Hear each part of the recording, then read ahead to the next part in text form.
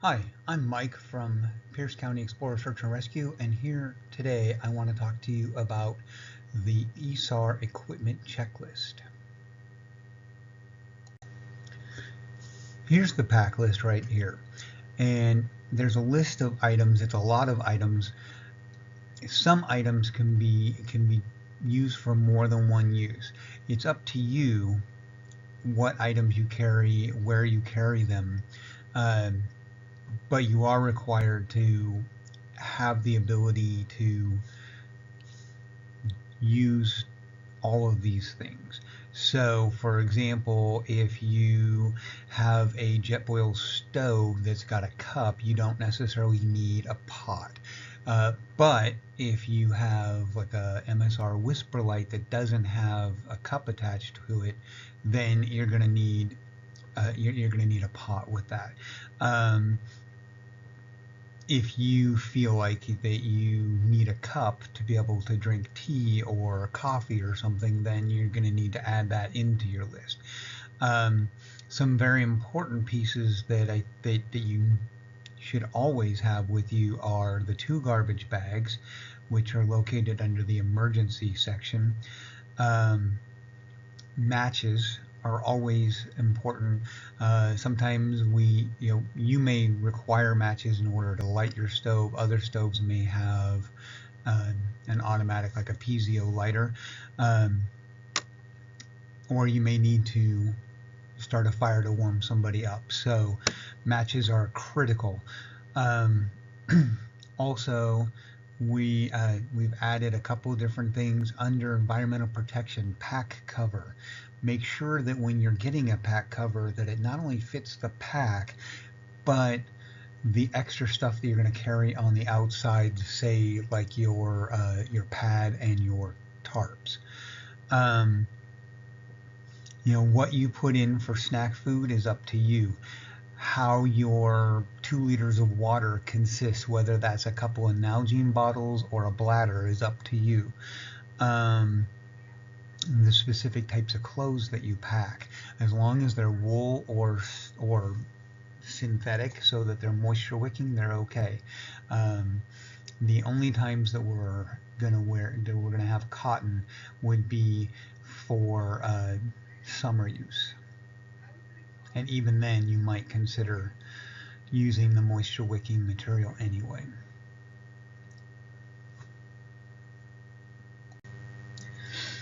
All right, breaking down the equipment list. So as we already talked, I've already listed off some categories of information.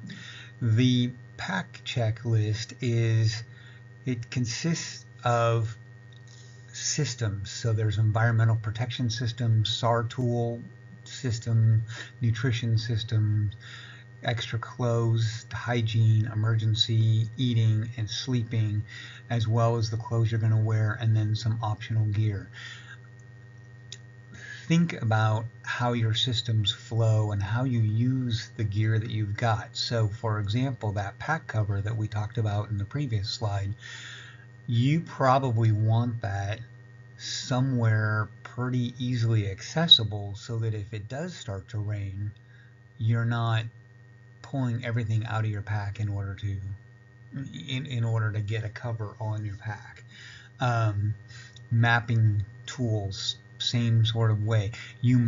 Some people use chest packs in addition to their backpacks. Other people just use the backpack. It's up to you how you package all of that stuff. But you are going to want your mapping tools. So your pens, your notebooks, your UTM, USNG grid reader, your compass, that sort of thing, readily accessible. Your whistle's going to need to be accessible as well. Other stuff like your extra clothes, you're going to have time to be able to dig in and get that, either for your own use or for the use of the subject. So think about how that flows from one system to the next and how you're going to pack. Also note that we've color coded sort of in black and white the different packs that you're going to use.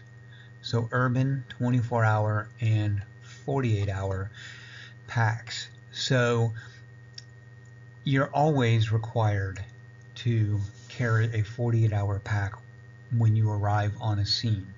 However, once you get to the scene, the operations leader or the FL may decide that you really are only going to need an urban pack or a 24-hour pack. Or you may need what's called a Team 48, and I will get to that in a little bit. So you know, some people carry separate packs for separate things. So you've got your urban kit, you've got your 24-hour kit, and you've got your 48-hour kit. But there's a lot of redundancy in that. Other people just know what they need to take out of their 48 in order to make it a 24 or an urban. So get used to the idea that you're going to always show up with a 48-hour pack, but you may take material out of that 48-hour pack, or you may have a separate pack to cover in case you need to carry a 24, or you're allowed to carry a 24 or an urban instead. In talking about the 48-hour, the Team 48-hour pack, so it's a pretty simple concept. Everything that goes into a 48-hour pack can be carried by a team instead of an individual. So, for example, if there's a team, you know, if you have a team of 5, then you know, somebody's carrying the extra clothes, somebody's carrying the hygiene kit, somebody's carrying the emergency kit, somebody's carrying the eating kit, and somebody's carrying the sleeping kit, or some combinations thereof. All of those items, you'll notice, are in italics and they're bolder. The reason for that is to draw your attention. Now, the extra clothes, that's under the and the nutrition, that's under the 48-hour pack set, but I didn't italicize those because, in my opinion, each of you should always carry, because those are covered under the 24-hour kits as well, and you should always have your own snack food, your own water, your own purification system. You should always have your own extra clothes, because you never know if you're going to need to change clothes yourself, or if you're going to have multiple subjects, or if my clothes aren't going to be sufficient to cover the needs of the subject, and maybe we need different sizing or different quantities of clothes.